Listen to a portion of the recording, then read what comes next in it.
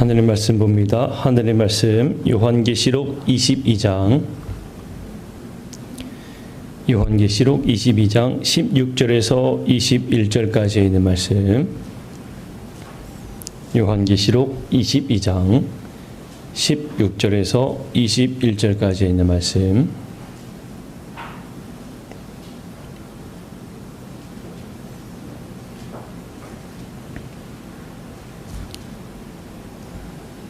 요한계시록 22장 16절에서 21절까지 있는 말씀, 저와 함께 한 절씩 교독하시겠습니다. 나 예수는 교회들을 위하여 내 사자를 보내어 이것들을 너희에게 증언하게 하였노라. 나는 다윗의 뿌리요 자손이니 곧 광명한 새벽별이라 하시더라.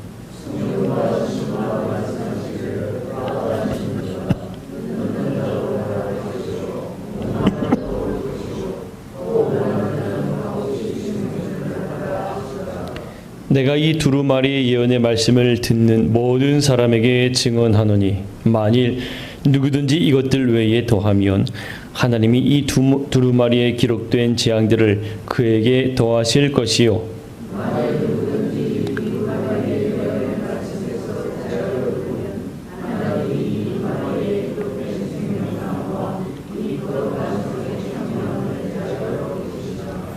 이것들을 증언하신 이가 이르시되 내가 진실로 속히 오리라 하시거늘 아멘. 주 예수여 오시옵소서.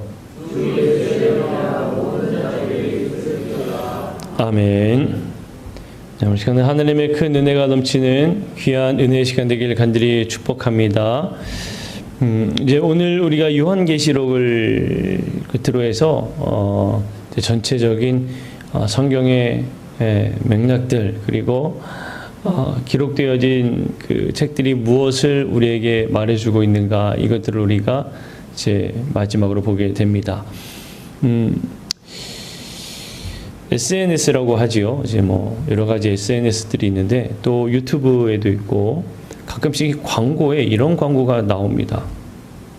어떤 목사님이 인터뷰하는 내용인데 참 요한계시록을 설교하려면 너무 어렵고 해석하려고 하면 참 너무 어려웠는데 어느 날 요한계시록을 공부할 수 있는 계기가 되어서 공부해서 참 진리를 깨달았다는 이제 그러한 홍보성 광고 영상을 보게 돼요.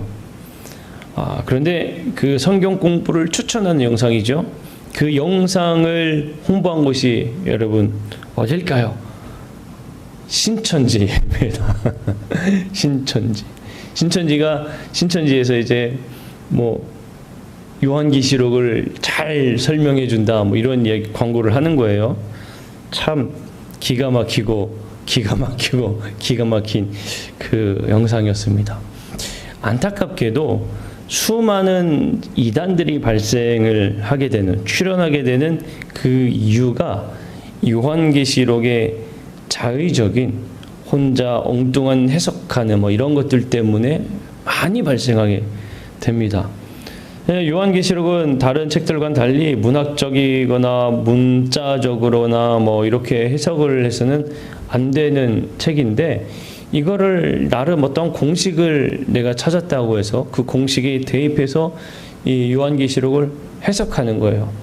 그렇게 되면은 분명히 문제가 발생할 수밖에 없는 겁니다. 특히 요한계시록에 어떠한 숫자가 등장하는가 하면 구원받은 성도 14만 4천 명이라는 수가 등장하는데 14만 4천 명이라는 숫자를 가지고 또 달리 해석함으로 인하여서 상당히 문제를 일으키는 경우들도 있습니다. 예전에 신천지 같은 경우에 그렇죠. 14만 4천 명에 우리가 들어가야 한다. 14만 4천 명이 넘었어요. 그 다음에 이 사람들을 어떻게 얘기하는지는 제가 잘 모르겠습니다. 그 다음에 제가 보지 못해서. 그러니까 그런 문자적으로 이거를 본인들이 어떤 상징성을 가지고 있다, 해석을 가지고 있다, 신천지뿐만 아니라 여러 많은 이단들이 여기에서부터 큰 문제를 일으키게 된다는 겁니다. 성경은 창세기에서부터 그리고 요한계시록까지 일맥상통하게 하나님께서 그 말씀을 전해주고 있는 겁니다. 어떤 특별한 하나의 구절을 통해서 이야기하시는 것이 아니라 그 맥락 가운데에 우리에게 정말 필요한 말씀들을 하나의 큰 시나리오로서 우리에게 말해주고 있는 겁니다. 요한계시록을 우리에게 주신 이유는 다름이 아니라 요한계시록을 읽어보면 환난 그리고 멸망의 때 마지막 때 이런 것들 심판들을 우리가 보게 되니까 어찌 보면 어떨 때는 생각지도 못한 무슨 괴물이 나오고 이러니 거부감을 일으킬 수도 있는데 이 요한계시록은 읽는 자와 듣는 자 그 가운데 기록한 것을 지키는 자에게 하나님의 정말 그 놀라운 은혜와 복을 주시기 위해 기록한 책입니다. 그래서 요한계시록을 읽고 공부한 거는 어떤 내가 여기서 특별한 비밀을 캐내야겠다. 여기에 하나님께서 숨겨진 어떤 비밀을 내가 뽑아야겠다.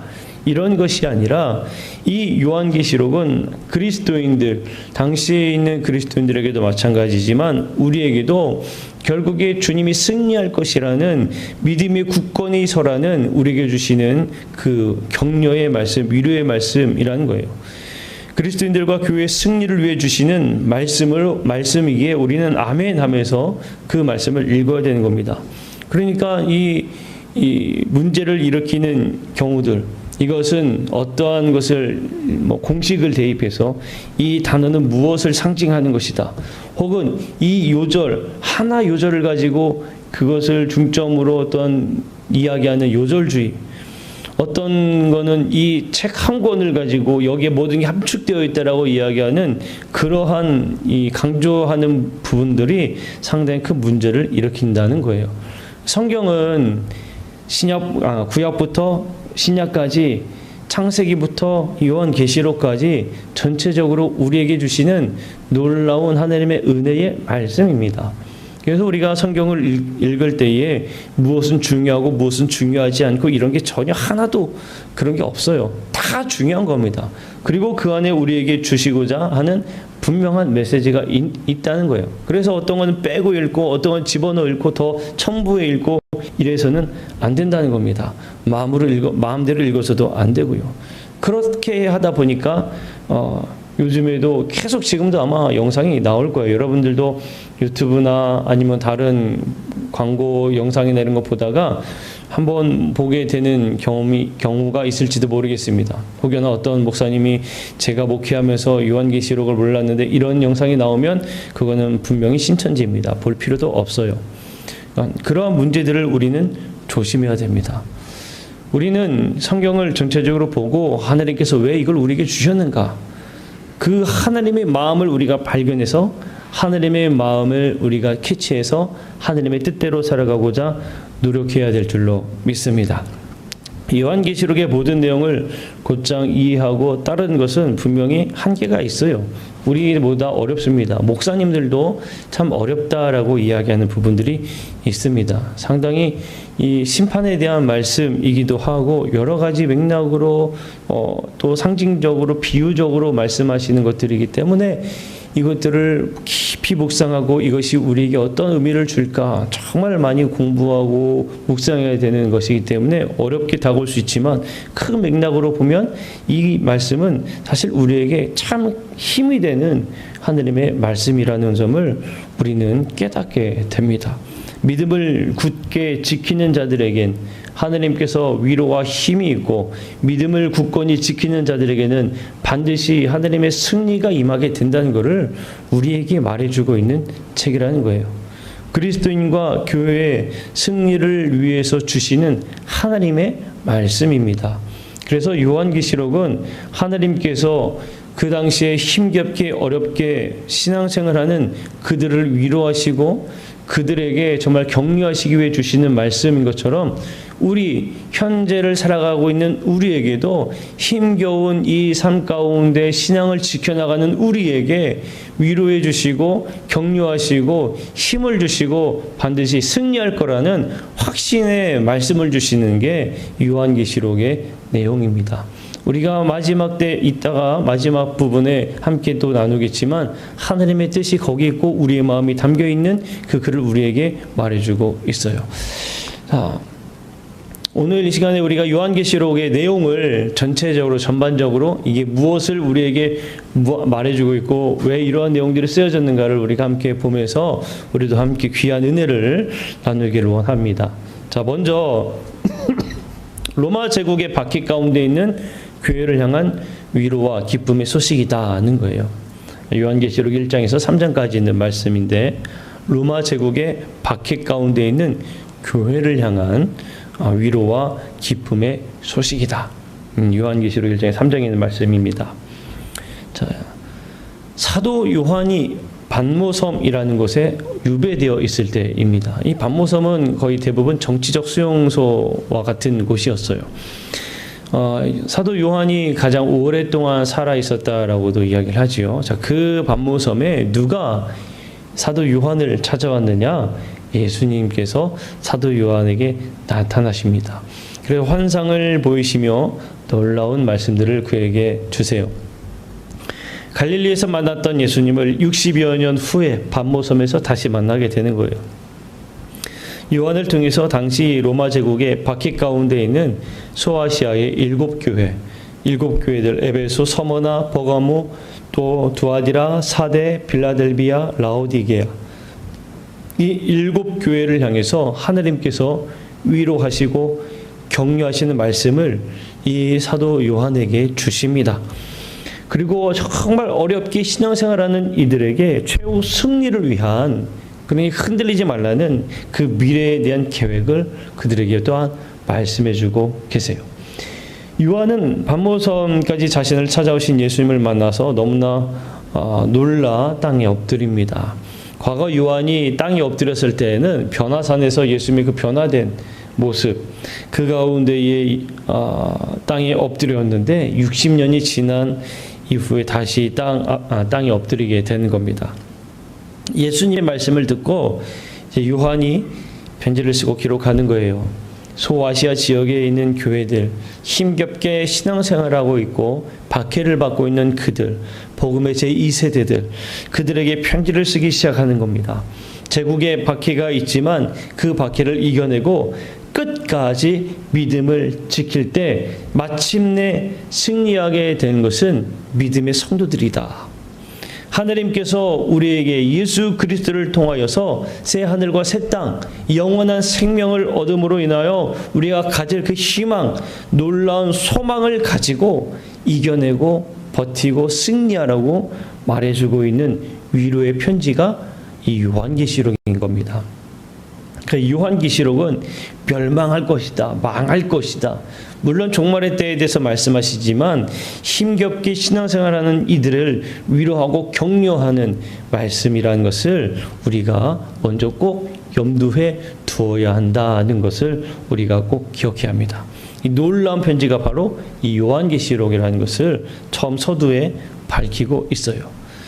두 번째 이제 계시록 4장부터 7장까지 보게 되면 일곱 인을 떼는 제 말씀이죠. 7인에 대한 내용들이 등장합니다. 하늘에서 요한에게 올라오라 이러한 명하시는 음성이 들려요. 그러자 요한이 성령에 이끌려서 환상 중에 보좌에 앉으신 하나님을 보게 되지요. 그리고 요한이 본 하늘에는 십자가에서 죽으시고 부활하셔서 하늘로 올라가신 예수님, 그 예수님이 보좌에 앉으셨고 그 주변에 네 생물과 24장로들이 있었습니다. 그들의 밤낮 쉬지 않고 하나님께 찬양을 드리고 있었다는 거예요. 여기 네 생물이 나타나고 그 생물의 형상을 보면서 이게 무엇냐 여기에 여러분 고민할 필요가 없습니다. 하나님께서 그 환상을 보여주시고 그 가운데 들려지는 찬양이 무엇인가를 먼저 보는 게 나아요. 그 찬양이 뭐냐면 거룩하다는 거예요. 거룩하다.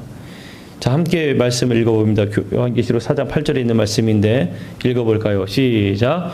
거룩하다 거룩하다 거룩하다 주 하나님 곧 전능하신 이여 전에도 계셨고 이제도 계시고 장차 오실 이시라. 아멘.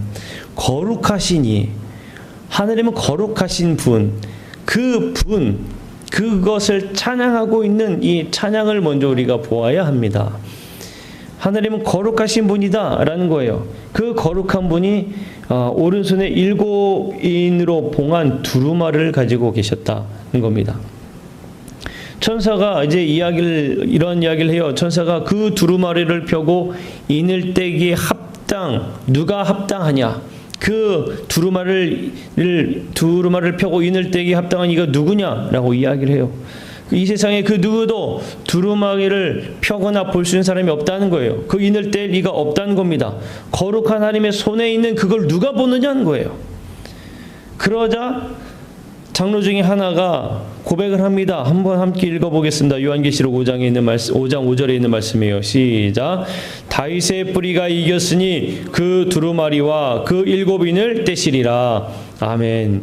다윗의 뿌리가 이겼다. 다윗의 뿌리. 그러면 여기에서 다윗의 뿌리는 누군지 알겠죠? 예수님이 그 두루마리의 7인을 떼실 거라는 거예요. 거룩한 하느님의 그 크고 비밀한 일을 누구를 통해서 이루어지겠느냐? 바로 예수님을 통해서 이루어진다는 겁니다. 다른 누구도 아니에요. 어떤 대행자 아니에요. 예수님. 분명히 기록하고 있습니다. 성경에서는. 그 사실을 우리는 보아야 돼요. 자, 요한계시록 6장부터 요한이 본 미래에 관한 현상들이 이제 길게 이어지게 되는데, 요한계시록 전반부에 걸쳐서 이 특별한 숫자가 계속 등장하는데 뭐냐면 7입니다. 7. 7인, 7나팔.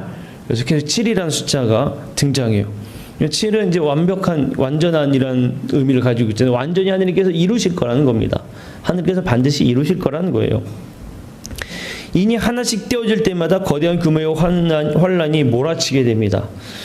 놀랍게도 이 7 환상은 어떤 것과 같은가 하면 예수님께서 마지막 때 일어날 징조에 대해서 말씀하신 바가 있어요. 그 말씀하신 바와 같은 것들이 드러나고 이루어진다는 겁니다. 첫째에는 전쟁을, 둘째에는 내란을, 셋째에는 기근을, 넷째에는 역병을, 다섯째에는 종교적 박해를, 여섯째에는 천지 이변을 상징하고 있는 걸 우리가 보게 됩니다. 여러분, 우리가 이것들만 보게 되면 사실 지금이 마지막 때라고 얘기할 수가 있죠. 이 마지막 때는 계속적으로 우리가 마지막 때라 우리가 보고 있어요. 마지막 때. 왜? 그리스도인들은 언제 하나님께서 임하실지 모르는 사람들입니다. 우리는 그래서 마지막 때를 살아가는 사람들이에요. 그래서 마지막 때를 준비하는 사람들입니다. 하나님의 나라를 사모하고 그 하나님의 나라가 오기를 간구하고 기도하는 사람들이 우리예요, 우리. 그런데 7째 인이 떼어질 때 상황이 어떻게 기록되는가 하면 상당히 고요하다라고 기록돼요. 네, 여러분, 폭풍전 고요라고 이야기하잖아요. 더 큰 재앙의 전조로 요한은 보기 시작합니다. 그래서 7인을 뗐을 때 세 번째 7나팔에 대한 이야기가 기록됩니다. 계시록 8장에서 14장에 있는 말씀이에요. 7째 인은 7나팔로 이어지게 되는데 준비된 7천사가 7개의 나팔을 붑니다. 계속 7이라는 숫자가 나오죠. 하나님께서 반드시 이루실 일이라는 겁니다. 마찬가지로 그래요. 첫 번째 나팔을 보니까 피가 섞인 우박과 불이 땅의 3분의 1을 태운다. 두 번째 나팔을 보니까 바다의 3분의 1이 피가 된다. 세 번째 나팔을 보니 쓴 쑥이라는 이름의 별이 하늘에서 떨어져 물의 3분의 1이 쓰게 된다. 네 번째 나팔을 보니 해와 달 그리고 별의 3분의 1이 어두워져 낮과 밤의 3분의 1의 빛이 없어진다. 다섯째 나팔을 보니 하늘에서 떨어진 별 하나가 무정액을 여는데 무정액에서 올라온 황충은 사람을 해하는 권세를 받아서 인을 맞지 않은 사람들, 천사들이 구원받을 사람들이 인을 친다 이런 기록이 있어요. 그러니까 의로운 사람이라 칭하지 못한 사람들, 그런 사람들을 괴롭게 한다는 거예요. 여섯 번째 나팔을 보니 불, 연기, 유황의 재앙으로 사람의 3분의 1이 죽임을 당한다라는 겁니다. 어찌 보면 이것들도 가만 보게 되면 처음에 이야기한 7째 인을 띄었을 때에 나타나는 재앙들하고 일맥상통하는 내용들입니다. 어두운 세상 속의 역사 속에서도 하나님의 오래 참으심과 긍휼이 차고 넘치는데 교회가 세상 환난 가운데서 괴로움을 당하지만 그 안에는 믿음의 역사가 있고 또 분명히 하나님의 놀라운 역사가 함께 한다는 것을 말해주고 있습니다. 택하신 성도들을 요한계시록의 이야기는 택하신 성도들은 믿음을 지키는 사람들이에요. 믿음을 지키는 사람들. 환난과 어려움 가운데서도 박해 가운데서도 믿음을 지키는 그 성도들에 대한 하나님의 은혜는 마지막 때까지 변함없이 이어져 갈 것이라는 그 확신을 주고자 하는 말씀입니다. 그러고 나서 요한계시록 12장에 보게 되면 이제 하나님의 대적자들이 등장하게 돼요. 여기 대적자들로 등장하는 것들이 다양한 모습으로 표현됩니다. 용으로 대변되기도 하고요. 그리고 만국을 다스릴 악의를 회방한다라고 이제 그렇게 표현을 해요. 또 해산한 여인을 핍박하기도 한다라는 표현을 합니다. 그러니까 하나님의 일을 핍박하는 거예요. 또 그런 일들을 나타내는데 하나님께서는 그 가운데서도 천사들을 보내셔서 회방자들을 하늘에서 땅으로 쫓아내시는 그런 일들을 보여주십니다. 그리스도인들에게 로마 제국의 박해는 상당히 견디기 어려운 것이었어요. 믿음을 지켜나간다는 것은 죽음을 각오해야 할 만큼 힘든 일이었는데 하나님께서는 반드시 악의 세력을 심판할 것이라는 것을 말해주고 있는 겁니다. 믿음을 지키는 성도들에게 하나님의 정의가 분명히 드러나서 그 악은 멸하게 될 것이라는 위로의 말로 격려해주고 있는 내용이에요. 지금의 우리 때에도 마찬가지로 우리가 신앙생활하다가 힘들고 어려워서 때로는 그 신앙을 포기하고 그 신앙을 놓아버리는 사람들이 있는데 어쩌면 이들에게 아니 우리를 포함해서 우리 모두에게 주시는 하나님의 말씀입니다. 결국에 그 믿음을 지키는 이들에게 하나님께서 마지막 때까지 반드시 지키실 것이라는 위로의 말씀이라는 것을 우리는 먼저 보아야 된다는 거예요. 자, 그 다음에 일곱 대접에 대한 이야기가 나타나요. 요한계시록 15장에서 20장까지인데 일곱 인, 일곱 나팔을 지나서 일곱 대접에 이를수록 이 심판에 대한 따른 재앙이 조금씩 계속 확장해 나가고 있는 걸 우리가 보게 됩니다. 조금씩 더 커져요. 하나님께서는 독생자 예수를 내어주시기까지 인간을 참 아낌없이 사랑하고 베풀어 주셨습니다. 우리를 너무나 사랑하시는 사랑의 하나님임을 우린 분명히 고백합니다. 그런데 우리가 꼭 반드시 기억해야 하는 것은 동시에 하나님을 외면하고 죄 가운데 빠져서 어리석게 살아간 이들, 성경에서는 분명히 그런 이들에게는 분명한 심판이 있을 것이라는 말씀을 주세요. 그러니까 심판하시는 하나님도 우리는 반드시 기억하고 알아야 합니다.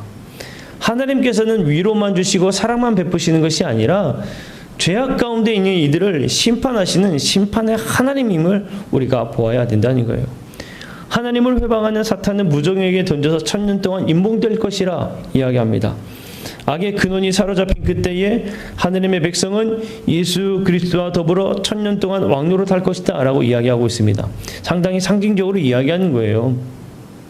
1000년이 흐르고 난 후 사탄은 불과 유황못에 던져서 세세토록 괴로움을 받을 것이다 기록하고 있고 사탄의 권세는 결국 하나님의 심판 앞에 무력해질 것이고 결국에는 하나님의 통치하심이 이루어질 것이다 라고 기록하고 있습니다. 결국에 마지막 때에는 악이 강성한 듯 하나 그 악은 무너질 것이라는 심판을 분명히 말해주고 있는 겁니다. 천년만년 될 것 같던 당시에 강한 나라였고 제국이었던 로마는 결국에 멸망했습니다. 그들이 영원할 것 같았지만 로마 제국도 결국에 멸망했어요. 하나님의 이 악은 분명히 반드시 멸망할 것이라는 이 말씀들은 분명히 역사적으로도 이 악의 세력들이 끝나게 되는 것들로 인해서 우리에게 말해주고 있고 보여주고 있는 겁니다. 모든 사람들 역시 심판을 피할 수는 없습니다. 여러분 우리가 믿음 생활할 때에 이 심판을 늘 마음의 한켠에 두고 살아야 돼요. 그래서 마지막 때로 우리는 준비하는 사람들이라는 겁니다. 나에게는 심판이 없을 것이라는 그러한 어리석은 생각을 가져서는 안 된다는 겁니다.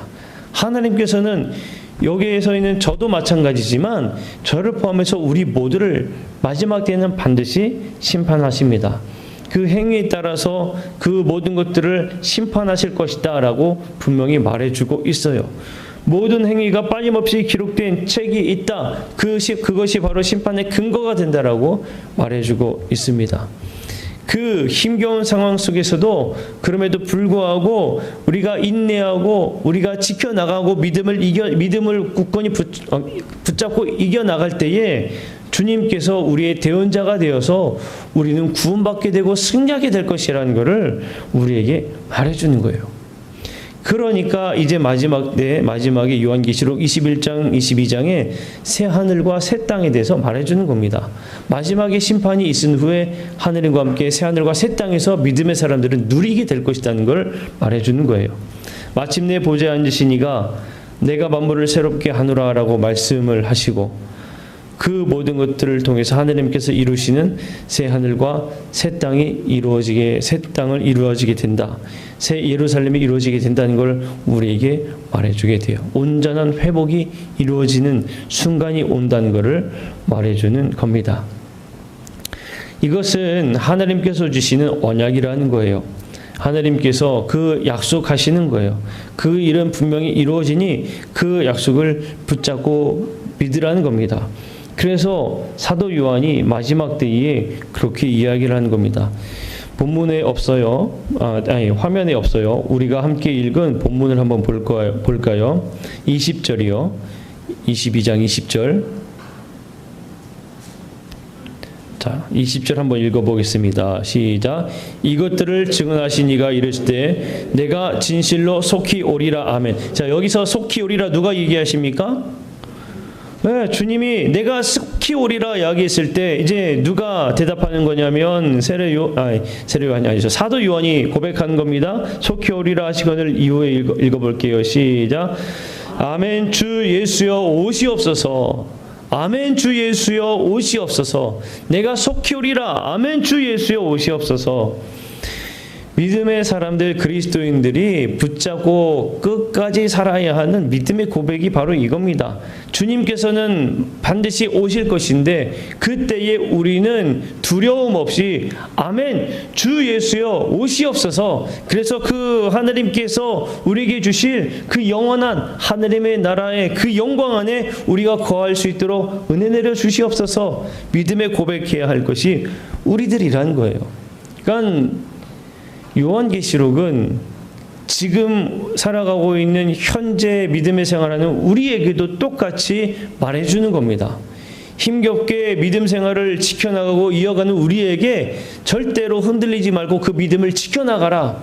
반드시 마지막 때가 오고 그때는 심판이 있을 것이고 주님께서 그 심판에 따라서 믿음의 사람들, 믿음을 굳건히 지킨 자들, 그들과 함께 영원한 하나님의 나라에서 영광을 누릴 것이라는 것을 우리에게 말해주고 있는 겁니다.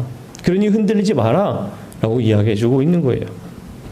요한계시록을 통해서 딱 두 가지를 특별히 좀 기억하고자 합니다. 하나는 뭐냐? 기도하는 성도입니다. 기도하는 성도. 7제인에 대한 이야기를 할 때에 그 8장에 보게 되면 어떠한 내용이 나오는가 하면 7제인과 금향로에 대한 이야기가 나와요. 8장에서. 근데 금향로를 든 천사가 단위에 불을 담아 땅에 쏟는 이야기가 등장합니다. 그러면서 7째 재앙이 시작되거든요. 금향로의 향연은 뭐냐면 믿는 성도들의 기도예요. 믿는 성도들의 기도. 이 향로가 종말의 재앙을 일으킨다는 것은 금향로에 담긴 성도들의 기도가 예수 그리스도와 천사의 나팔 소리가 속히 임하기를 구하는 간절한 기도였다는 겁니다. 자, 다시 이야기하면 믿음의 그 성도들의 기도가 향로에 담겨서 채워질 때에 종말이 시작된다는 겁니다. 어떻게 보면 이게 무슨 얘기인가라고 생각할 수가 있죠. 종말이 시작된다니 환난과 이런 그 어려움들이 발생한다 이런 것이 아니라 이 믿음의 사람들은 무엇을 위해 기도하는가 하면 하나님의 영광 안에 들어가기를 간구하고 사모하는 사람들이잖아요. 우리의 소망이 하나님 나라에 있단 말입니다. 우리가 기도하는 기도의 제목들은 이 땅이 아니라 하나님 나라에 있는 사람들이에요. 그러니까 우리가 바라보아야 할 곳은 이 땅에서 내가 영광을 누리고 이 땅에서 내가 풍요를 누리고 이 땅에서 내가 즐거운 것들을 쾌락을 누리는 게 아니라 믿음의 사람들인 하나님의 나라에서 영광을 누릴 사람들이기 때문에 언제나 늘 우리의 소망을 하나님께 두고 기도하는 사람들이에요. 그러니 하나님을 향한 그 기도가 다 채워졌을 때에 그때에 하나님의 심판이 이루어진다는 겁니다. 우리는 하나님의 나라를 위해서 기도해야 할 사람들입니다. 하나님의 나라를 위해서 기도하는 사람들. 그때에 하나님의 심판이 어떤 심판이 일어나는가 하면 의로운 자들과 의롭지 못한 자들, 악한 것들과 또 하나님의 그 믿음을 굳게 지켜나가는 자들을 하나님께서 그 가운데 심판하시고 가르시는 이야기들이잖아요. 결국에 뭡니까? 여러분, 이 땅 가운데 우리가 더욱더 기도한 것은, 그리고 말씀 가운데 악한 대적자들이 일어난 것은 다 악한 것들이 더 드러나야 된다는 거예요. 그래서 우리의 기도가 다 상달되었을 때에, 때가 되었을 때에 하나님께서 다 드러난 악한 것들을 멸하시겠다는 겁니다. 왜 우리는 기도하는 사람들이 되어야 돼요? 열심히 부지런히 기도해야 합니다. 여러분, 부지런히 기도하시기를 바랍니다. 지금 이 순간 갑자기 주님께서 재림하셔도 좋은 마음이 우리에게 있어야 되는 믿음이고 마음이어야 돼요. 우리는 기도하는 성도들이 되어야 할 줄로 믿습니다. 그 기도의 제목은 하나님 나라, 그 하나님 나라를 소망을 두고 기도하는 사람들이 되어야 해요. 두 번째는 믿음의 승리를 마음에 꼭 품으시기를 바랍니다. 믿음의 승리. 마지막 진실로 속히 오리라. 아멘 주 예수여 오시옵소서. 이 외침은 결국 주님의 승리를 확신하는 성도들의 고백입니다. 이 고백이 우리의 고백이 되어야 해요. 믿음의 승리에 대한 확실한 고백, 이 고백이 우리의 입술에서 고백되어져야 된다는 겁니다. 그러니까 아무리 힘들고 어려워도, 정말 어려운 순간에도 절대로 그 믿음을 놓아서는 안 된다는 겁니다. 절대로 그 믿음을 우리가 놓쳐서는 안 된다는 겁니다. 어떤 순간에도 믿음을 붙잡고 예수 그리스도를 붙잡고 살아가는 믿음의 사람들이 되어야 한다는 거예요. 세상에 얼마나 많은 유혹들이 다가옵니까?